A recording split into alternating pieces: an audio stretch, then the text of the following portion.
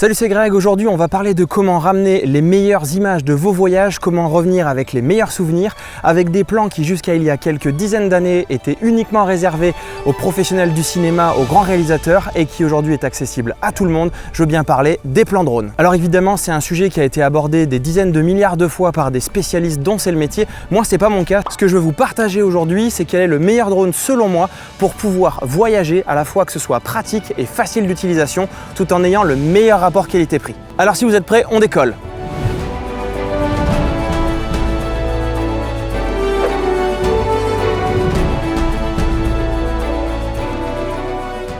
Pour moi, il va y avoir trois paramètres importants pour le choix d'un drone. Déjà, j'ai envie qu'il soit petit et transportable. J'ai pas envie de rajouter du poids énorme dans mes bagages.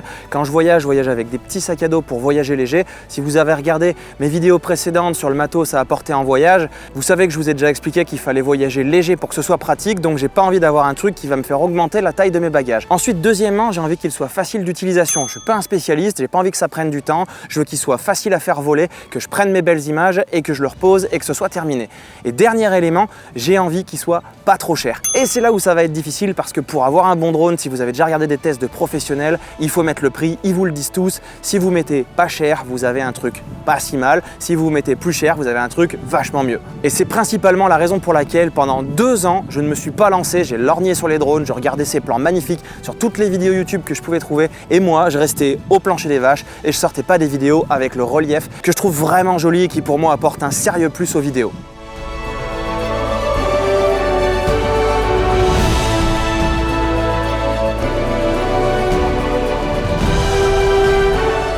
Et c'est comme ça que sans surprise, après des mois de recherche, quand j'ai enfin décidé de casser la tirelire pour m'acheter mon petit drone, eh bien mon choix s'est porté sur un DJI sans surprise. Alors au niveau de la taille, je pense qu'on peut pas faire mieux que la preuve par l'exemple. Il rentre dans la main, il est à peine plus gros que mon smartphone, si ce n'est qu'il est évidemment plus épais. On pourrait presque le mettre dans une poche d'un pantalon assez large. Est-ce que maintenant je peux le transporter facilement? Eh bien on voit qu'il est très bien protégé d'origine. Il a une espèce de languette qui permet de protéger ses bras et ses ailes, puisque vous savez que la plupart des drones et les DJI se replient sur eux-mêmes. Et puis la nacelle qui est un des points clés du drone également, qui permet de filmer et qui est stabilisée et qui contient la caméra, elle aussi elle est protégée par une coque qui se retire.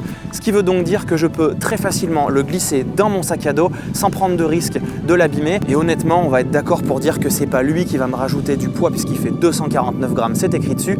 Et puis c'est pas lui non plus qui va me prendre bien plus de place, il passe facilement dans les manches d'un pull bien calé au fond du sac à dos. Alors en revanche, celle qui prend un peu plus de place, c'est la télécommande puisque la voici, elle est un peu plus grosse que le drone.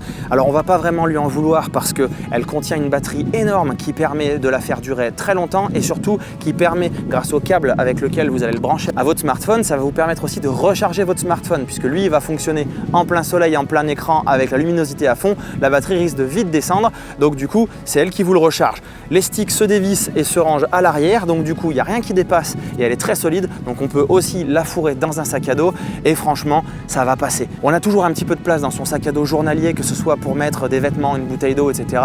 Donc je pense pas que ce soit ça qui fasse éclater le sac à dos. Pour moi au niveau taille, le contrat est rempli, ça me convient très bien et je n'ai évidemment pas peur de l'abîmer et de le péter en le fourrant dans mon sac. Dernière petite chose pour être tout à fait honnête avec vous, j'ai décidé, puisque j'ai attendu 2 ans à me faire plaisir pour l'acheter, d'acheter le modèle qui s'appelle Flymore Combo, dans lequel on va trouver une sacoche de transport que je vais pas utiliser en voyage parce qu'elle prend un peu trop de place, même si elle est matelassée et qu'elle permet de protéger tout le drone et ses accessoires, mais elle contient surtout 2 batteries supplémentaires et quand on sait le prix des batteries, ce pack vaut franchement le coup et elle contient ce chargeur qui est vraiment génial parce qu'il peut déjà vous charger 3 batteries en même temps et il est aussi inversé, c'est-à-dire que quand vous avez un problème de batterie sur un autre appareil, peut-être votre smartphone ou votre GoPro, eh bien vous allez pouvoir facilement le brancher sur ce chargeur qui devient alors une power bank, une batterie externe. Et en plus de ça, dans le pack, on va trouver quelques hélices de rechange, des câbles supplémentaires, un tournevis, quelques accessoires, bref, on en a largement pour son argent et au moins ça nous permet de voler longtemps puisqu'une batterie est soi-disant donnée pour 30 minutes de vol, mais en réalité, le temps d'allumer le drone, de préparer le vol et le temps qu'il ait plus de batterie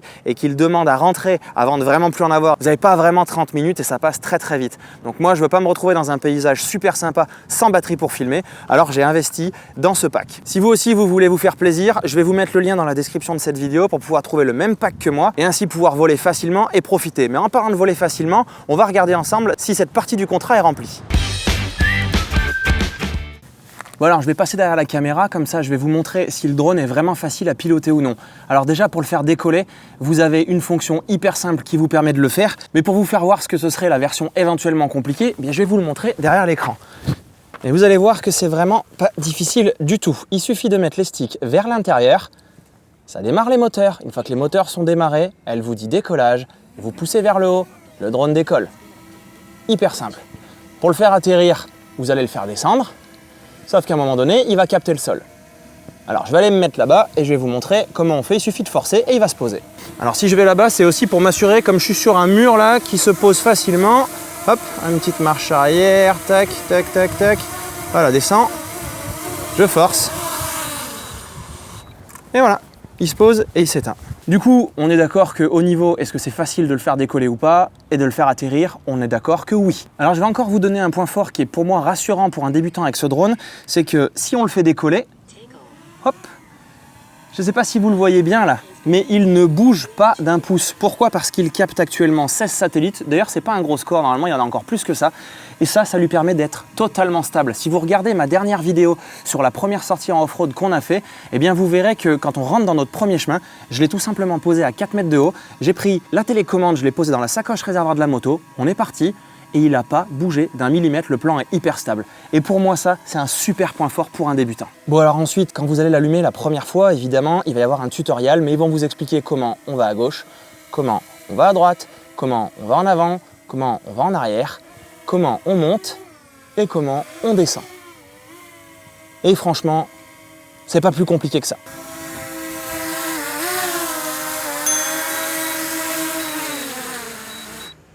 Alors bien sûr, ça c'est pour le début. Quand vous allez vouloir faire des plans un peu plus sympas, vous allez rapidement comprendre qu'au lieu d'utiliser la croix en haut, en bas et à gauche et à droite, il va falloir aller dans les diagonales et parfois utiliser les deux sticks en même temps. Et franchement, là aujourd'hui, ça va être mon 3e vol. J'espère que je vais pouvoir faire quelques images sympas, mais mes 2 premiers vols, j'ai réussi assez rapidement à prendre en main le drone. Alors il faut se mettre dans un endroit facile, dégagé, où on a le droit de voler évidemment.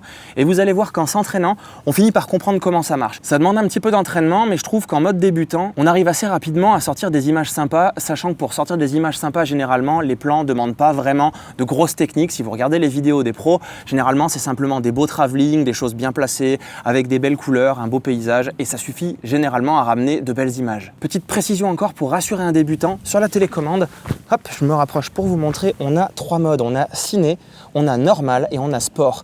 Ça dépend de la vitesse et de la réactivité du drone. Si vous êtes en mode ciné, tout va être beaucoup plus souple et c'est évidemment ce qu'on va choisir lorsqu'on est débutant.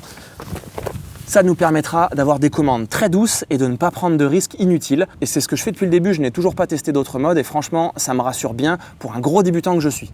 Bon, donc concrètement, pour moi, les 2 premiers contrats sont remplis. Je peux le ranger facilement, il prend pas trop de place, il n'est pas encombrant et je peux arriver à faire des plans en étant un gros débutant sans non plus trop prendre peur de le cracher à tout va. Alors attention, il faut bien savoir quelque chose. S'il fait partie des moins chers, enfin si c'est même le moins cher de chez DJI, c'est parce que en partie, il n'a pas beaucoup de capteurs. Il a des capteurs dessous pour pouvoir se poser et savoir où est le sol, mais par contre, il ne possède pas de capteur d'obstacle. Donc dites-vous bien que si vous foncez sur une falaise en marche arrière, que vous voyez pas où il va ou que vous le perdez de vue, ce qui est d'ailleurs illégal en France, eh bien vous risquez de heurter un objet et de le dégrader, voire de le casser complètement. Donc voilà, c'est le truc à savoir, mais honnêtement, quand on est débutant, on s'aventure pas trop dans les endroits compliqués, on fait des plans simples. Dernier point positif pour les débutants, il possède une fonction qui s'appelle retour à la maison, c'est-à-dire qu'il sait d'où il a décollé avec les coordonnées GPS précises, ce qui veut dire que si jamais vous le perdez de vue parce que vous avez le soleil en pleine figure ou que vous paniquez, vous pouvez appuyer sur ce bouton sur la télécommande et il va revenir dans vos pieds. Alors attention, petite chose à préciser, il faut avoir au préalable régler la hauteur à laquelle il va monter pour pouvoir revenir, parce que si vous êtes passé par-dessus des arbres et que vous avez mis par exemple 10 mètres d'altitude, lui comme il n'a pas de capteur d'obstacle, il va foncer dans les arbres. Donc si vous avez ce genre de config, vous mettez retour à 50 mètres par exemple, il monte à 50 mètres et ensuite il trace directement sur vous et vous retrouvez votre drone. Et ça, je trouve que c'est vraiment rassurant pour un débutant. Il y a encore une fonction super intéressante avec le drone, c'est que quand on est vraiment débutant, il y a des mouvements préenregistrés qu'on va pouvoir choisir, qu'on appelle les quick shots chez DJI, et vous allez pouvoir du coup vous cibler sur un plan quand vous l'avez mis en l'air, appuyer sur lancer le quick shot, et du coup soit il va tourner autour de vous, soit il va monter droit, soit il va monter en reculant, et il va pouvoir vous faire des plans qui sont extrêmement stabilisés, d'une extrême qualité, avec tout l'environnement autour de vous, et ça pour les débutants, je trouve que c'est vraiment un plus. Et c'est encore une des raisons pour laquelle je ne regrette vraiment pas l'achat de ce drone.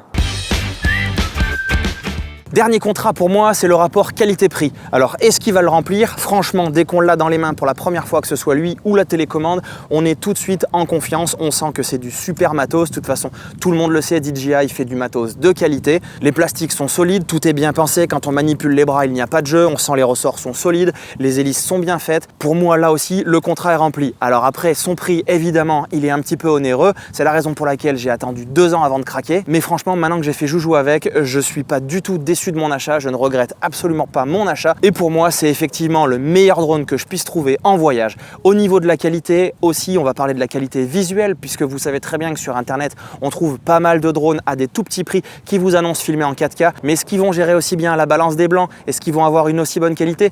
Pour votre information, je suis pas très bon en montage, hein, ni en colorimétrie après sur un logiciel de montage, mais c'est la première fois avec les petits réglages que je fais de base que je vois des images sur lesquelles il y a si peu à corriger. Que ce soit avec mon téléphone ou avec ma GoPro, j'ai toujours besoin de corriger les couleurs, de jouer sur l'histogramme. Lui, la première fois que j'ai ouvert une vidéo dans le logiciel de montage, eh bien je me suis rendu compte qu'il y avait franchement pas grand chose à redresser. Voilà, c'est toutes ces petites choses qui font que pour moi son prix est totalement justifié. Et une fois de plus, je vous le rappelle, quand on regarde des vidéos de professionnels qui en testent des dizaines par semaine, ils le disent, petit prix, petite qualité, prix moyen, moyenne qualité, et prix plus haut, plus haute qualité évidemment.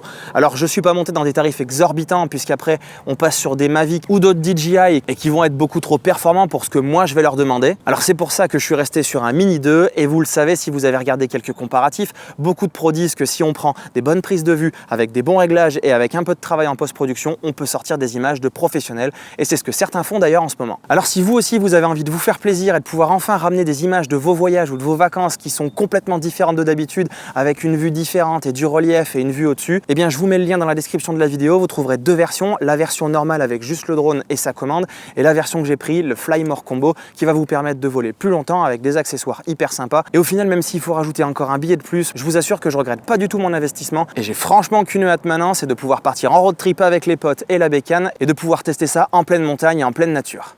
J'espère que si vous étiez en train d'hésiter à acheter un drone vous aussi, eh bien que ces quelques explications vont vous aider à vous décider.